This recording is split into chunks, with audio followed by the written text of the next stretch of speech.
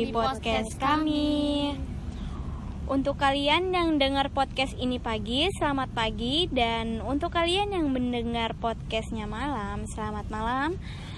Selamat mendengarkan podcast kami yang kita rekam pada saat ini di bulan Desember. Dan tepat sekali ya, mungkin 9 bulan lebih ya dari start pandemi di Indonesia.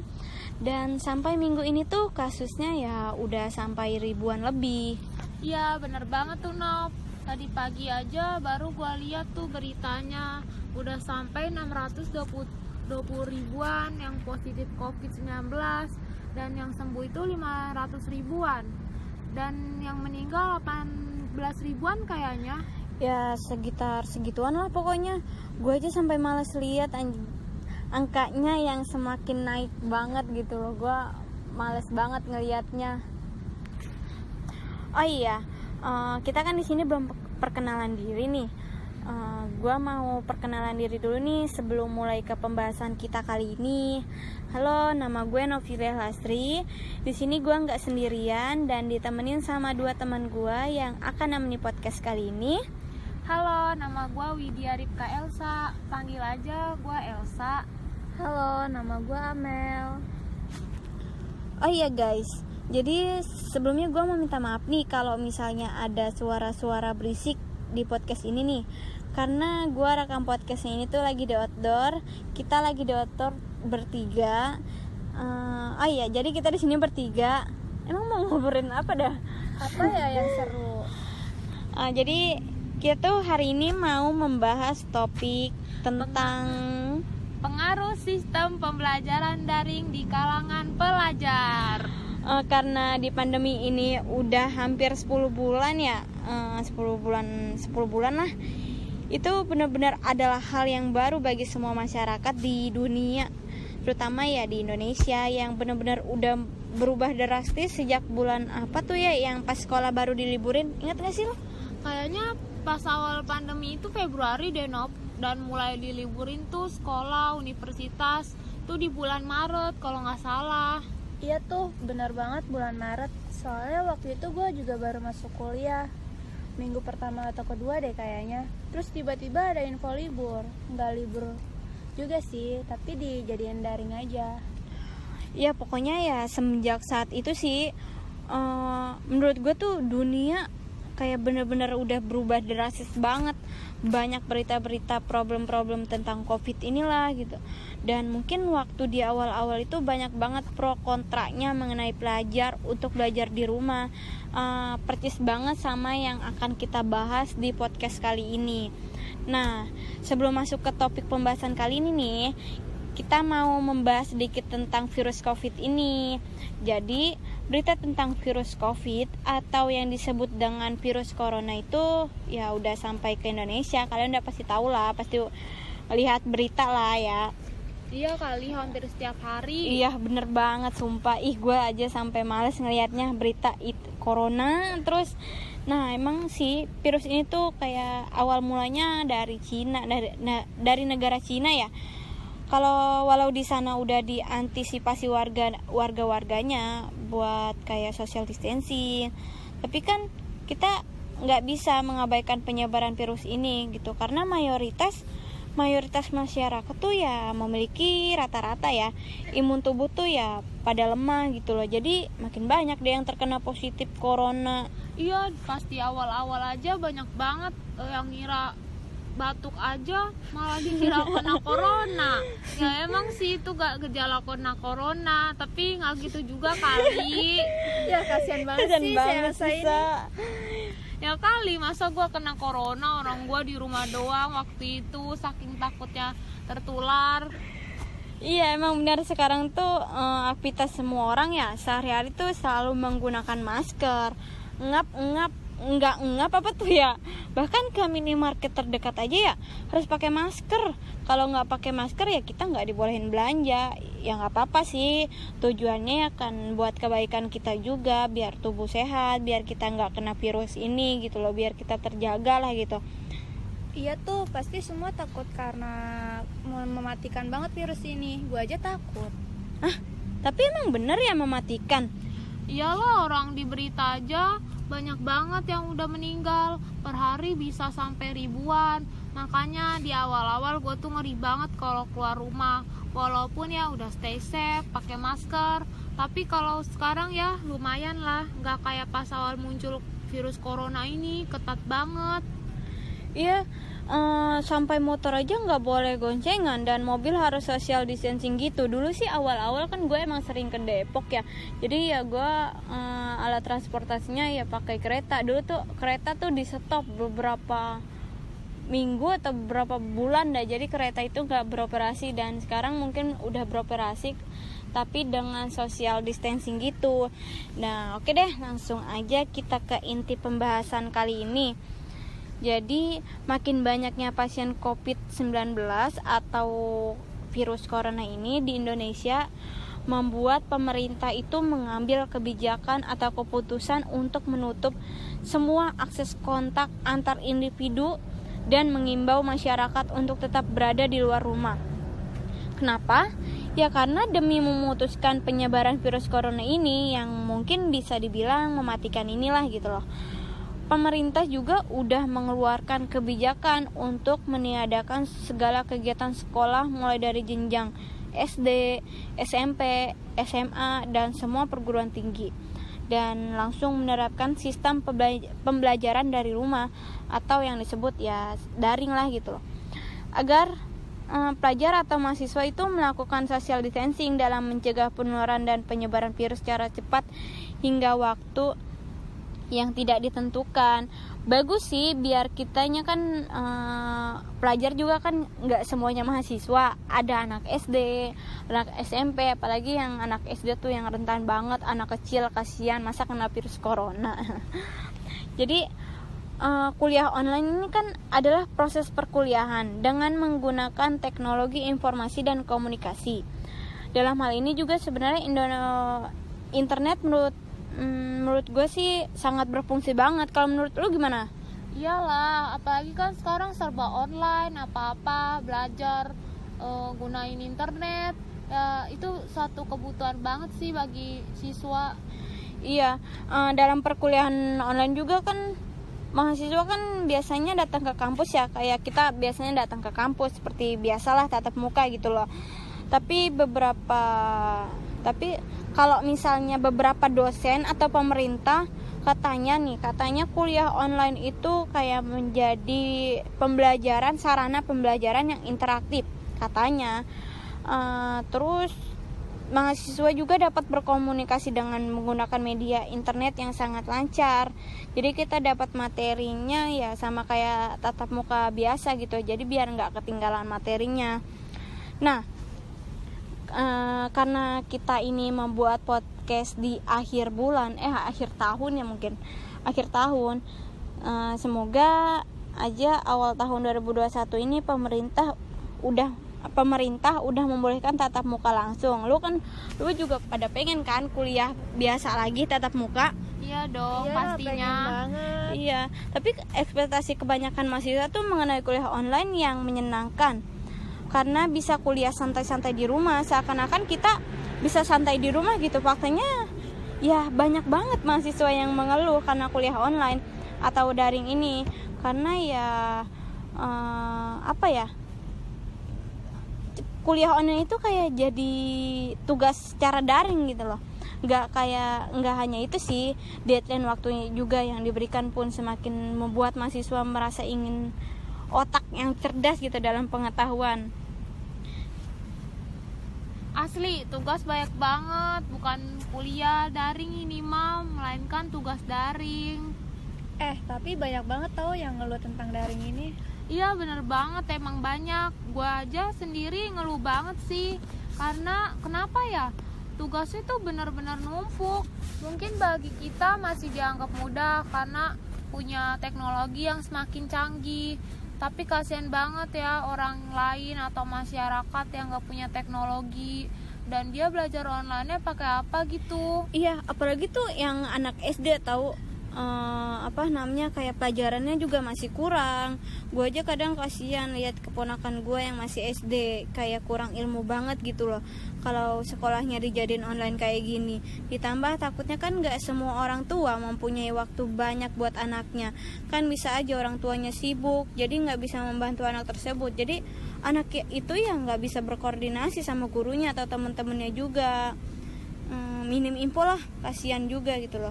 Apalagi gurunya pun sebagai guru gitu bingung banget kalau misalkan ada siswa yang nggak punya handphone, susah untuk berkomunikasi, terus ngasih tugasnya juga susah. Jadi ya beberapa guru juga bakal susah nilainya gitu loh. Jadi dia mau dinilai pakai apa gitu. Nggak cuman handphone juga sih, laptop juga pasti kan butuh ya. Kebetulan juga mama gua kan guru SD. Banyak banget sih kendala tentang proses pembelajaran daring ini. Sama banget kayak yang tadi udah lu sebutin keluhan-keluhannya di proses belajar daring ini. Kalau guru kan itu tetap masuk, nggak cuman online aja gitu melalui Google Meet atau Zoom.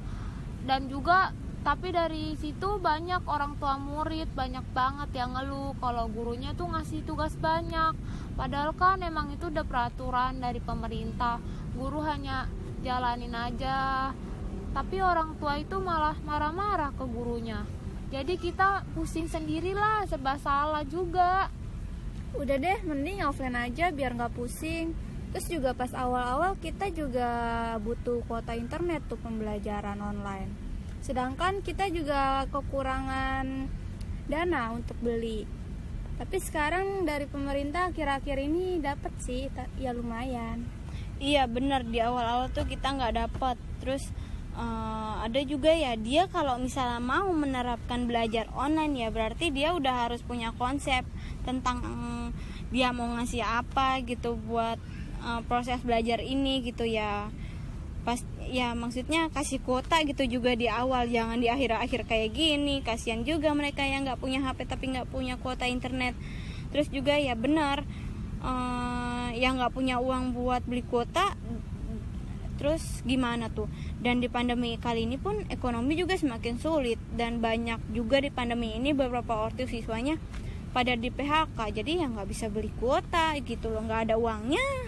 Ya gimana ya, kita juga siap gak siap harus ngejalanin proses belajar online ini.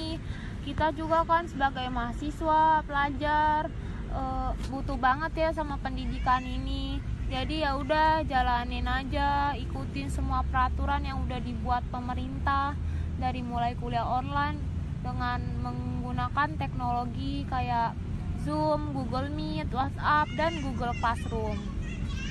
Tapi menurut gue ya, sebagai mahasiswa gitu, kuliah atau belajar online tuh emang berat banget sih.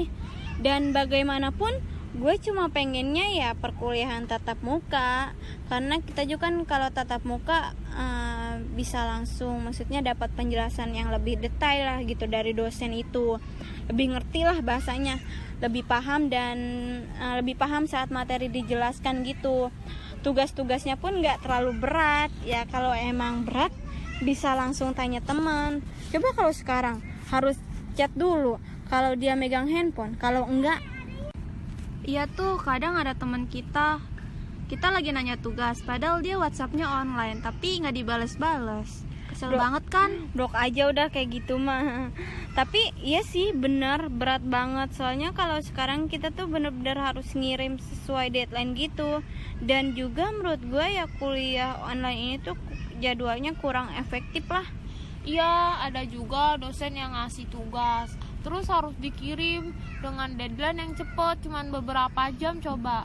Sedangkan tugas itu belum pernah diajarin dan dijelasin sama dosen itu.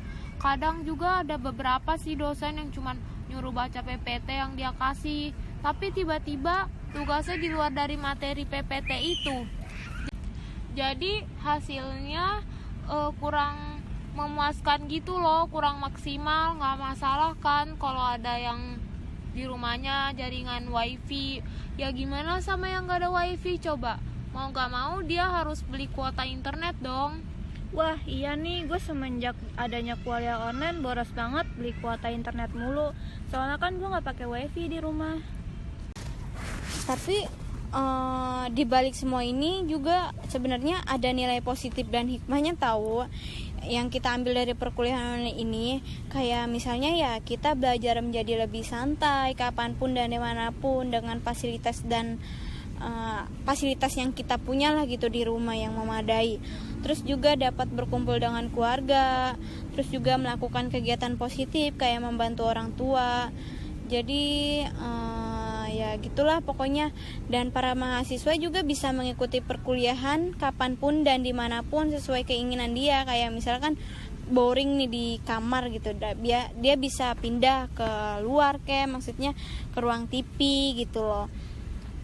Terus juga para mahasiswa bisa ya mengikuti yang perkuliahan yang menurut dia enak lah gitu.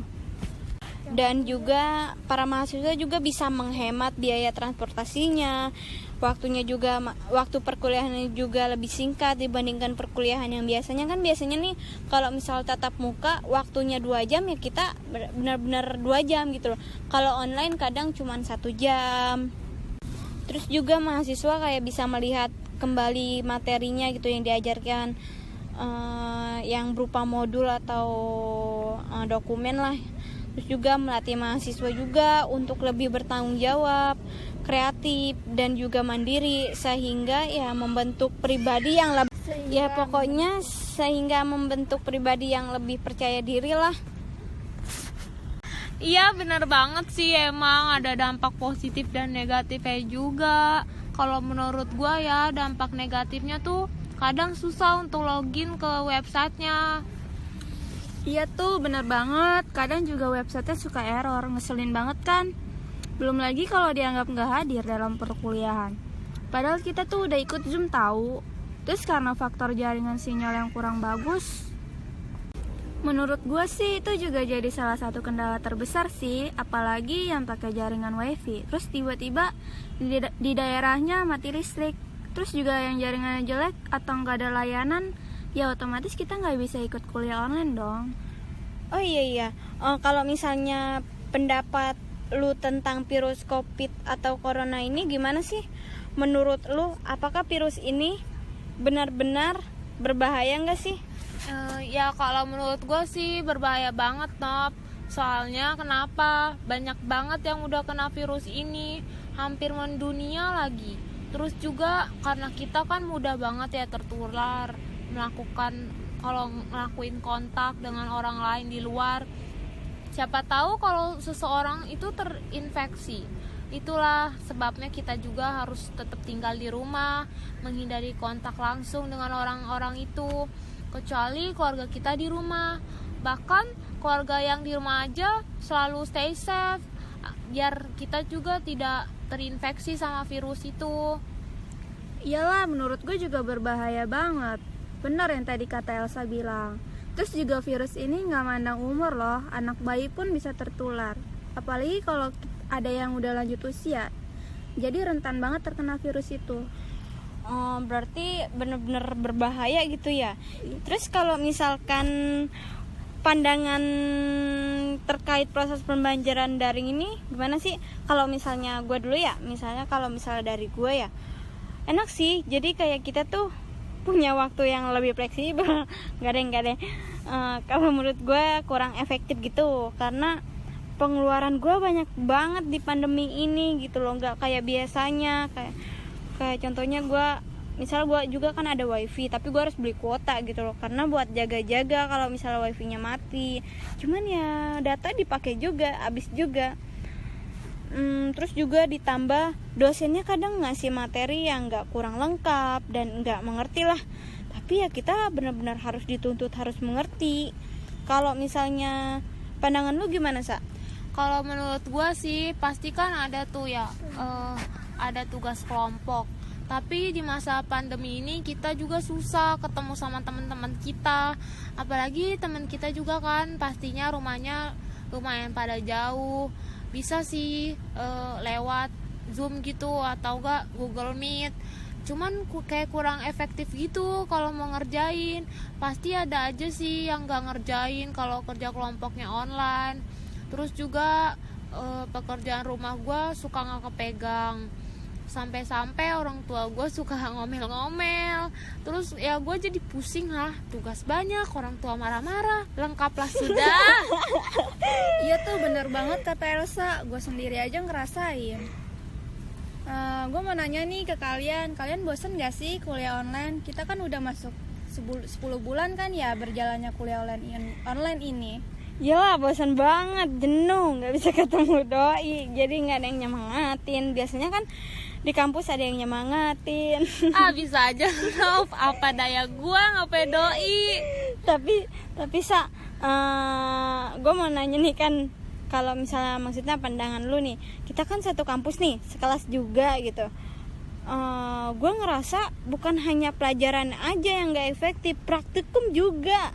Itu yang bikin pusing banget sih. Iya benar banget, emang gak efektif. Biasanya kan kita di dalam ruangan komputer tuh ada asisten labnya ya, yang ngajarin kita buat ngerti materi praktikumnya. Dia ngajarin sedetail mungkin lah pokoknya kalau kita kesusahan. Karena kita juga kan kalau sekarang kan serba online ya, jadi kayak cuman dikasih materinya doang. Udah gitu kita disuruh download aplikasinya buat di laptop sendiri. Makin berat dah laptop gua, kayak beban hidup. Jadi kesimpulan yang kita bertiga kita dapat nih dari podcast ini yang udah kita bahas nih bertiga tentang pengaruh proses pembelajaran di masa pandemi ini adalah ya intinya sih kurang efektif. Banyak sekali kendala yang udah dibicarakan tadi, dari mulai anak SD, SMP, SMA, kuliah, guru maupun dosen. Banyak sekali yang kontra terhadap sistem daring ini. Namun 10% yang lain merasa bahwa hal tersebut cukup efektif karena mahasiswa dapat mengakses modul atau materi perkuliahan dimanapun dan kapanpun. Dengan kata lain ya, mereka dapat menyesuaikan jam belajar sesuai dengan keinginannya masing-masing. Selain itu juga mereka merasa bahwa kuliah daring ini juga merupakan salah satu tindakan preventif untuk menekan penyebaran COVID-19. Dengan demikian, mahasiswa pun dapat melakukan social distancing yang mana dapat mengurangi intensitas interaksi antara karir dan calon korban selanjutnya. Jadi biar nggak menambahkan angka yang kena positif coronanya. Mungkin cukup sampai sini aja ya podcast kita kali ini. Dan harapan kami buat proses pembelajaran daring, semoga kampus bisa kasih kebijakan yang menunjang kegiatan belajar mengajar secara daring ini. Berikan yang terbaik buat mahasiswa yang kuliahnya online. Bukan cuma kampus yang repot sama kebijakan itu, tapi mahasiswa juga repot karena kendala keterbatasan komunikasi. Apalagi banyak dosen yang tak acuh sama komunikasi via online-nya. Buat pemerintah, berharap banget nih kasih kebijakan yang sangat bisa dinikmati oleh kampus, mahasiswa, dan juga pemerintahnya sendiri. Saya tahu bahwa pandemi COVID ini emang tidak bisa diharapkan kedatangan di Indonesia, tapi sifat cepat tanggapnya juga harus dilaksanakan gitu loh, biar tidak menyebarkan virus atau yang tidak menjadi besar lah gitu loh. Terus juga kalau misalkan kuliah tidak maksimal, sekarang kan juga berpengaruh juga buat kedepannya yang akan menggunakan posisi pemerintah saat ini. Mungkin saat ini bisa menjadi sejarah bagi Indonesia bahwa rindu besar-besaran pernah terjadi di negeri ini. Tak ada yang bisa bohong akan kerinduan yang mahasiswa alami.